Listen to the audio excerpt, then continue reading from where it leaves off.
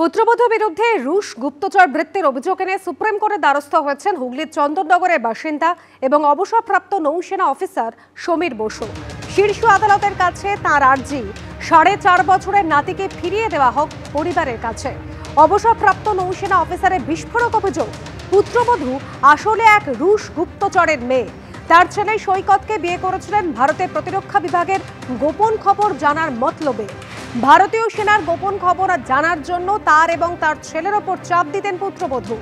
সৈকতকে রুশ গুপ্তচর বানাতে চেয়েছিলেন তার স্ত্রী। তা না করতে পেরেই সৈকতের সন্তানকে তিনি গুম করেছেন।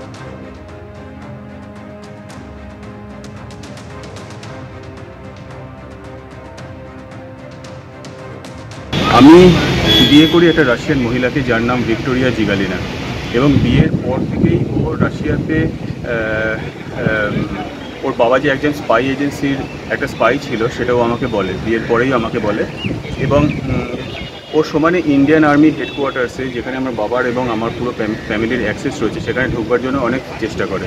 তারপরে আমাদের বাচ্চা হওয়ার পরে সেই বাচ্চাটার উপর কোনো কেয়ার না করে খালি বাচ্চাটাকে ইউজ করে ইন্ডিয়ান আর্মিতে অ্যাক্সেস পাওয়ার জন্য ও নানা রকম চেষ্টা করেছে এবং রিকোয়েস্ট করে আমার বাবাকে এবং আমার পুরো ফ্যামিলিকে, কিন্তু তবুও তার রিকোয়েস্টকে খারিজ করে দেওয়া হয়। সুপ্রিম কোর্টকে আমরা বারবার বলেছিলাম যে ও হলো একজন রাশিয়ান স্পাই এবং এর বাবা ছিল একজন রাশিয়ান স্পাই এবং এ সমানে বাচ্চার উপর টর্চার করছেন। আমাদের সুপ্রিম কোর্টের কাছে একটাই অনুরোধ, আমার বাচ্চাকে আমাকে ফিরিয়ে দাও, কারণ আমার বাচ্চা ওর মায়ের কাছে থাকতেই চায় না, কারণ ও ছোটোবেলা থেকে দেখেছে ওর মা কীভাবে ওকে টর্চার করে।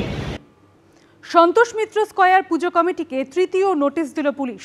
লাইট অ্যান্ড সাউন্ড শো সহ একাধিক বিষয়ে নিষেধাজ্ঞা জারি করার পাশাপাশি ভিড় নিয়ন্ত্রণের বিস্তারিত পরিকল্পনা জমা দেওয়ার নির্দেশ দেওয়া হয়েছে, যা নিয়ে শুরু হয়েছে চাপানোতর। সন্তোষ মিত্র স্কয়ার পুজো কমিটির প্রধান উদ্যোক্তা বিজেপি কাউন্সিলর সজল ঘোষ। এবার তাদের থিম অপারেশন সিঁদুর। পুজো নিয়েও আমরা ওরা।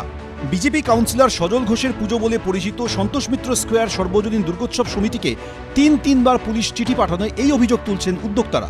এবছর সন্তোষ মিত্র স্কয়ারের পুজোর থিম অপারেশন সিঁদুর। পুজো উদ্যোক্তাদের দাবি, সোমবার মুচিপাড়া থানার তরফে চিঠি দিয়ে বলা হয়েছে কোনো ধরনের লাইট অ্যান্ড সাউন্ড শো করা যাবে না। মণ্ডপ চত্বরে 60টি সিসি ক্যামেরা বসাতে হবে। ব্যাংক অফ ইন্ডিয়া মোড় থেকে ঢোকার গেট পর্যন্ত কোনো বিজ্ঞাপনের গেট বা সেই ধরনের কোনো কাঠামো রাখা যাবে না। মণ্ডপ থেকে বাইরে বেরোনোর গেটের আশেপাশে কোনো স্টল দেওয়া যাবে না। যদি চিঠি দেয় সব পুজো কমিটিকে দিক, শহরের সমস্ত পুজো কমিটিকে সার্কুলেট করুক, আমার কোনো আপত্তি নেই। বলছে অডিও ভিজুয়াল করা যাবে না। আমি বলছি আমরা করব না যদি কলকাতার বাকি পুজোগুলোতে না হয়। আমরা মেলা লাগাবো না যদি বাকি পুজোগুলোতে ইলেকট্রিক দোলনা না লাগে, আমরাও লাগাবো না। পুজো উদ্যোক্তাদের দাবি, পুলিশের তরফে আরও বলা হয়েছে মণ্ডপে ঢোকার গেটের থেকে বেরোনোর গেট বড় করতে হবে। খুব ভিড়ের সময় কমপক্ষে 250 জন প্রশিক্ষিত ভলান্টিয়ার রাখতে হবে। ভিআইপি গেটের দায়িত্বে থাকবে পুলিশ। নোটিশে 20 জুলাইয়ের মধ্যে এই সব বিষয়ে বিস্তারিত পরিকল্পনা জমা দিতে বলা হয়েছে। যদিও এর পিছনে ষড়যন্ত্র রয়েছে বলে অভিযোগ করেছেন বিজেপি কাউন্সিলর। আমাদেরকে বলা হচ্ছে 250 ভলেন্টিয়ার দিতে হবে। আমরা 250 নয়, 500 ভলেন্টিয়ার থাকে আমাদের এখানে কমপক্ষে। 16 ফুট বা 14 ফুট হচ্ছে সরকারের আইন, গেট রাখতে হবে। আমরা সেখানে 22 ফুট গেট দিয়েছি। পুলিশের আসল উদ্দেশ্য হচ্ছে একটা ষড়যন্ত্র করা এবং কোনো একটা সমস্যা ক্রিয়েট করে বিপদ ডেকে এনে তারপর পুজো কমিটিকে ফাঁসানো। আমরাও সে ট্র্যাপেও পা দেব না। বিজেপির সবথেকে বড় নেতাকেও নানা রকম কন্ট্রোভার্সিয়াল কথা বলে ভেসে থাকতে হয়, আর তার মাঝখানে একজন সামান্য কাউন্সিলর সজল ঘোষ। এই সার্বজনীন পুজোগুলোর কতজন পুলিশের চিঠি পেয়েছে আপনারা জানেন না? তাদের সেক্রেটারি বা অর্গানাইজাররা প্রেস কনফারেন্স করে বলেছে। সেই তথ্য কি আছে? নেই।